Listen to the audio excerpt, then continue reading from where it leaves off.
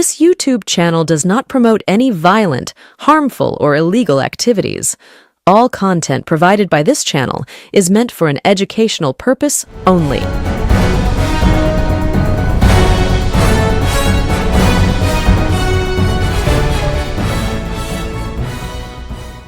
চৌঠা মে 2026-এর পরে রাজ্যের প্রধান বিরোধী দল তৃণমূল কংগ্রেস। হ্যাঁ, যেই দল শাসক দল হিসাবে 15 বছর পশ্চিমবঙ্গকে শাসন করেছিল সেই দল বর্তমানে বিরোধী দল এবং বিজেপি এই মুহূর্তে রাজ্যের শাসক দল।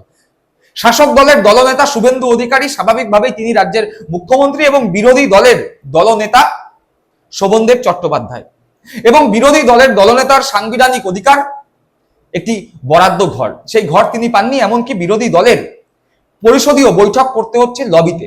বিরোধী দল পরিষদীয় বৈঠক করার জন্য ঘর পাচ্ছে না। এমনকি এই ঘর পাওয়া নিয়ে একাধিকবার বিরোধী দল তৃণমূল কংগ্রেসের পক্ষ থেকে স্পিকারের কাছে জানানো হলেও কোনো রকম সদুত্তর পাওয়া যাচ্ছে না।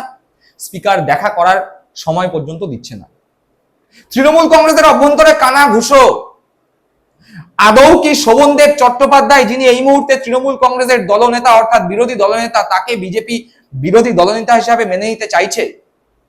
তার কারণ তৃণমূল কংগ্রেসের অভ্যন্তরে কানাঘুষো যেটা চলছে, মনে করা হচ্ছে বিজেপি, যারা এই মুহূর্তে রাজ্যের শাসক দল, তারা চাইছে না শোভনদেব চট্টোপাধ্যায়ের মতো একজন অভিজ্ঞ রাজনীতিবিদ, যিনি এই মুহূর্তে রাজ্যের বিধানসভায় অভিজ্ঞতার দিক থেকে এবং সব থেকে বয়োজ্যেষ্ঠ মানুষ, সব থেকে বেশিবার বিধায়ক নির্বাচিত হয়েছেন, সেই শোভনদেব চট্টোপাধ্যায়কে বিজেপি রাজ্যের বিধানসভায় বিরোধী দলনেতা হিসাবে চাইছে না। তারা হয়তো অন্য কাউকে চাইছেন। কাদের চাইছেন? শুভেন্দু অধিকারী ইতিমধ্যেই বলে দিয়েছেন, বিশেষ বিশেষ জনপ্রতিনিধি, বিশেষ বিশেষ সাংসদ, বিশেষ বিশেষ বিধায়করা শুভেন্দু অধিকারীর সভায় প্রশাসনিক বৈঠকে ডাক পাচ্ছেন। সেই বিশেষ বিশেষ বিধায়কদের মধ্যে এবার তৃণমূল কংগ্রেসের মধ্যে অনেকে রয়েছেন যারা প্রথমবারের জন্য বিধায়ক নির্বাচিত হয়েছেন। সেই বিশেষ বিশেষ বিধায়কদের মধ্যেই হয়তো কাউকে বিজেপি বিরোধী দলনেতা হিসেবে চাইছেন। তার কারণ বিজেপি মনে করছে সেই বিশেষ বিশেষ বিধায়কদের মধ্যে যদি তৃণমূল কাউকে বিরোধী দলনেতা করে, তাহলে বিধানসভা চালাতে বিজেপির সুবিধা হবে। কেন বলছি এ কথা?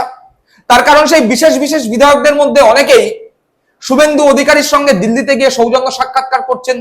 কলকাতার বুকেও সৌজন্য সাক্ষাৎকার হচ্ছে। কাউকে কাউকে শুভেন্দু অধিকারী কিরে কেমন আছিস বলে বুকে জড়িয়ে ধরছেন, এরকম বিধায়কও রয়েছে।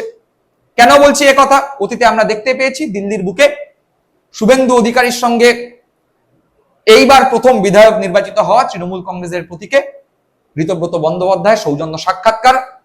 আবার জানতে পেরেছি সন্দীপন সাহা, তৃণমূল কংগ্রেসের প্রাক্তন বিধায়ক স্বর্ণকমল সাহার পুত্র, যিনি এবার প্রথমবারের জন্য তৃণমূল কংগ্রেসের প্রতীকে বিধায়ক নির্বাচিত হলেন। অতীতে তৃণমূল কংগ্রেসের প্রতীকে কাউন্সিলর ছিলেন। সেই সন্দীপন সাহাকে শুভেন্দু অধিকারী কিরে কেমন আছিস বলে কুশল বিনিময় করেছেন, জড়িয়ে ধরেছেন বুকে। সেই সন্দীপন সাহা এবং ঋতব্রত বন্দ্যোপাধ্যায় স্পিকারের সঙ্গে সৌজন্য সাক্ষাৎকার করতে গিয়েছেন। স্পিকার তাদের সঙ্গে সৌজন্য সাক্ষাৎকার করেছে, সময় দিয়েছে, বক্তব্য তারা জানিয়েছেন। স্পিকার তাদের বক্তব্য শুনেছে এবং কথাবার্তা হয়েছে।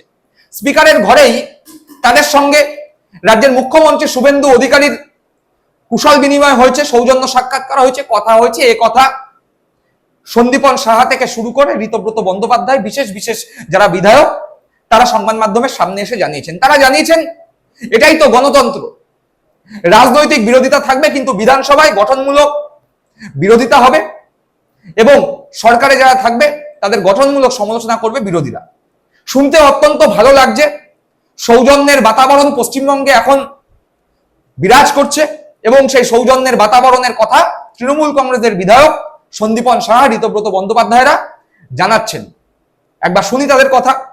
আর আজকে আমি আর সন্দীপন আমরাই তো টাইম চেয়েছিলাম স্পিকারের।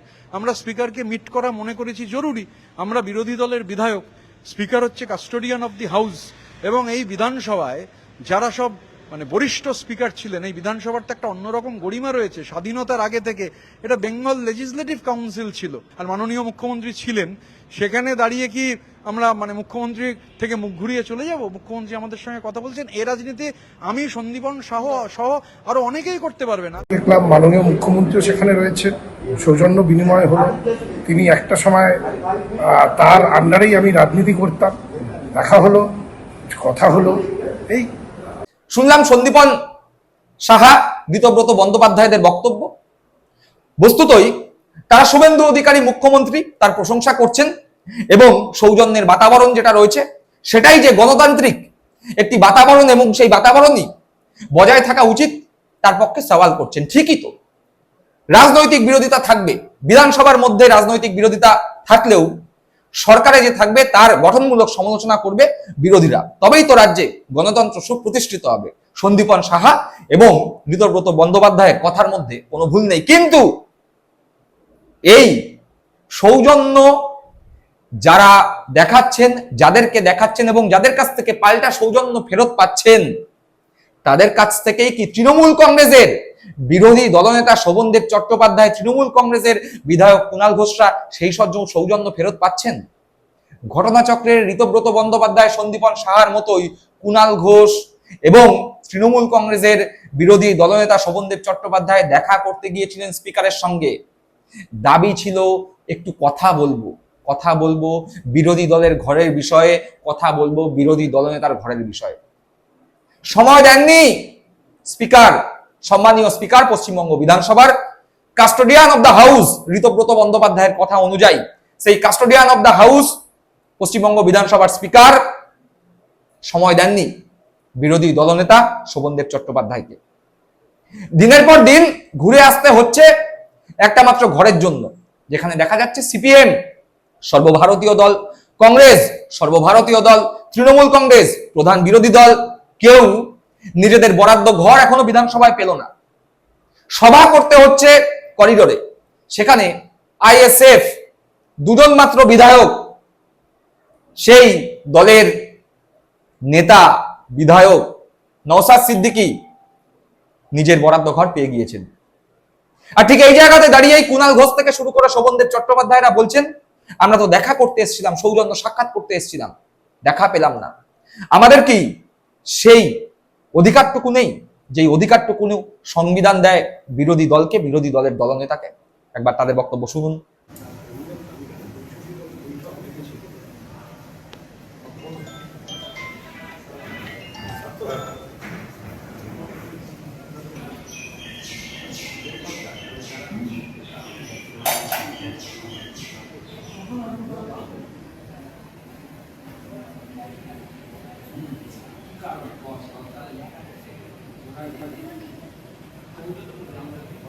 সংসদীয় দল বৈঠক ডাকতে হচ্ছে, বাইরে ডাকতে হচ্ছে, একটা কথা বলতে, একটা সৌজন্য কথা বলতে কি? এই তো আমরা শুনছি ওনাদের নেতারা এত সৌজন্যের কথা বলছেন, সৌজন্যের একেবারে পুরো মেলা বসিয়ে দিয়েছেন।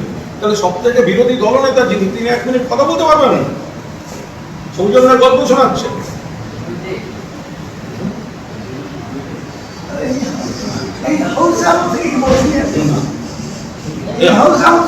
ওটা হাউসের সিনিয়র মোস্ট এমএলএ।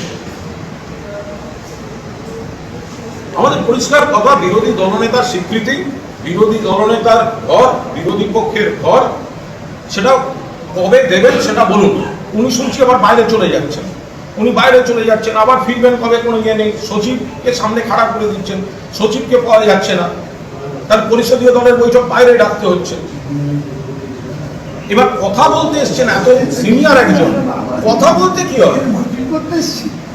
শুনলেন সেই বক্তব্য। অর্থাৎ কোথাও না কোথাও বিজেপি অর্থাৎ শাসক দলের যে স্পিকার রয়েছে তার আচার ব্যবহারের মধ্যেই প্রকাশ পাচ্ছে যে হয়তো বিজেপি বিরোধী দলনেতা হিসাবে শোভনদেব চট্টোপাধ্যায়কে মেনে নিতে চাইছেন না, বা চাইছেন না শোভনদেব চট্টোপাধ্যায় বিরোধী দলনেতার আসনে বসুক। না হলে যারা তৃণমূল কংগ্রেসের বিধায়ক ঋতব্রত বন্দ্যোপাধ্যায় থেকে শুরু করে সন্দীপন সাহা, তাদের সঙ্গে সৌজন্য সাক্ষাৎকার করছে, মুখ্যমন্ত্রীর সঙ্গে সৌজন্য সাক্ষাৎ হচ্ছে, স্পিকারের ঘরে বসে স্পিকারের সঙ্গে সৌজন্য সাক্ষাৎ হচ্ছে, সেই একই লোক কেন সেই একই দলের বিধায়ক তথা বিরোধী দলনেতা শোভনদেব চট্টোপাধ্যায়কে সময় দিচ্ছেন না একটু কথা বলার জন্য? কানাঘুষো উঠছে। বিজেপি হয়তো শোভনদেব চট্টোপাধ্যায়কে বিরোধী দলনেতা হিসাবে চাইছেন না, তাদের পছন্দ সন্দীপন সাহা, ঋতব্রত বন্দ্যোপাধ্যায়রা। দর্শক বন্ধুরা, আপনারা কি মনে করছেন? অবশ্যই কমেন্ট বক্সে কমেন্ট করে জানাবেন। সকলে ভালো থাকবেন, সুস্থ থাকবেন। জয় হিন্দ, বন্দে মাতরম।